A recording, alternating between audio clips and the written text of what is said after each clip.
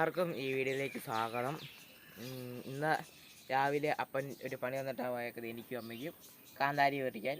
നിങ്ങൾ കാന്താരി കണ്ടോ? പച്ചമുളക് പോലെ ഇരിക്കും, പക്ഷേ കാന്താരിയാണ് സാധനം. വലിയ കാന്താരിയാണ് ഇത്. കണ്ട് പഴുത്ത് കിടക്കുകയല്ല. അപ്പം അപ്പൻ രാവിലെ പറിച്ച് വെച്ചിട്ട് വരാൻ പള്ളിയിൽ പോകാൻ പറഞ്ഞു. എനിക്കിന്ന് ഒരു ലളിതഗാനം പാടാൻ പോകാനുണ്ട്. പിന്നെ വീഡിയോ എടുക്കുന്നത് നമ്മുടെ വീഡിയോഗ്രാഫർ അമ്മയാണ് നമ്മുടെ വീഡിയോയിൽ എടുക്കുന്നത്. ഞാനാണ് ഇത് കാന്താരി പറിക്കാൻ പോവുക. കാന്താരി പറിച്ച് വെക്കാൻ പോവുക. അതിൻ്റെ സ്ട്രോബറി പോലെ ഇരിക്കുന്ന കാന്താരി കണ്ടോ? സ്ട്രോബറിയാ? നീ ഒന്ന് കഴിക്കാവോ?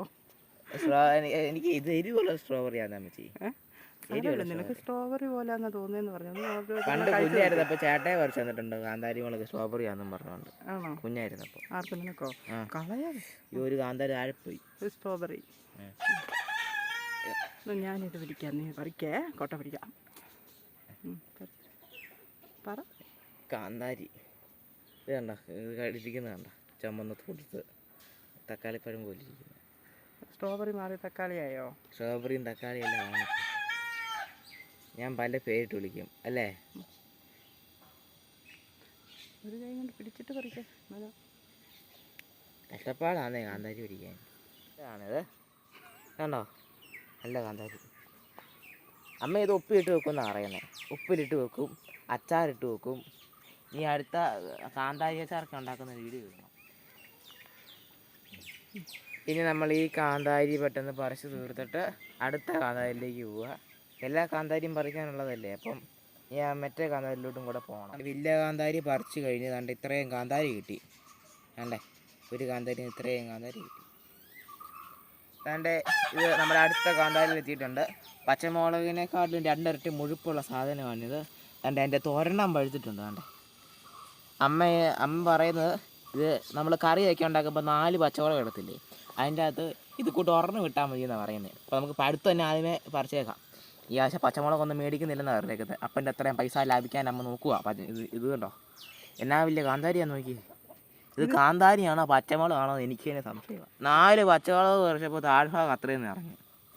അത്രയും കുഞ്ഞിത് പറിക്കണ്ട. ഈ വിളഞ്ഞത് എന്തിയാ വലിയ കാന്താരി. ഇല്ല, ഇത് കാന്താരി കളിക്കാം. നമുക്ക് കാന്താരി പച്ചമുളക് വിളിക്കാം.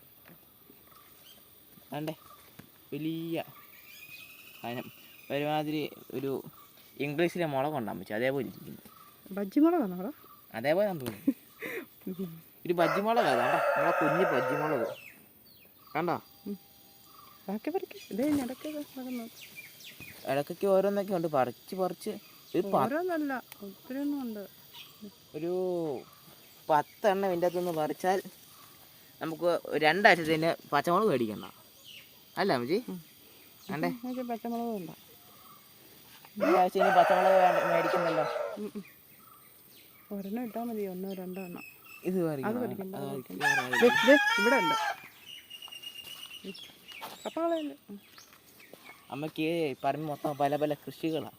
അതുകൊണ്ട് സൂക്ഷിച്ചും കണ്ടും നടക്കണം. അതിൻ്റെ ഇതിൻ്റെ അകത്തെ ഈ കാന്താരി ചെടിയിൽ പച്ചമുളക് നമ്മൾ പറിച്ച് തീരാറായി. ഇനി അപ്പുറത്ത് കൊണ്ട് ഇന്ന് മൊത്തം നമ്മൾ മുളക് പറിക്കുകയാണ്. വേണ്ടേ, ഇത്രയും കാന്താരി ഈ ഒരു കാന്താരി ചീനിയിൽ നിന്ന് കിട്ടി. നമുക്ക് അടുത്ത കാന്താരി ചീനിയിലോട്ട് പോകാം.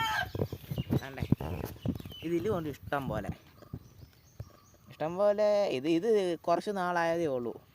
അമ്മച്ചി കുഴിച്ചിട്ട് ഇതിനെ കുരിയൊക്കെ കുഴിച്ചിട്ട് വളർത്താൻ തുടങ്ങിയിട്ട് കുറച്ച് നാളായതേ ഉള്ളൂ.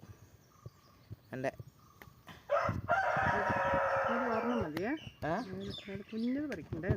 ഇത് കുഞ്ഞിതാണോ?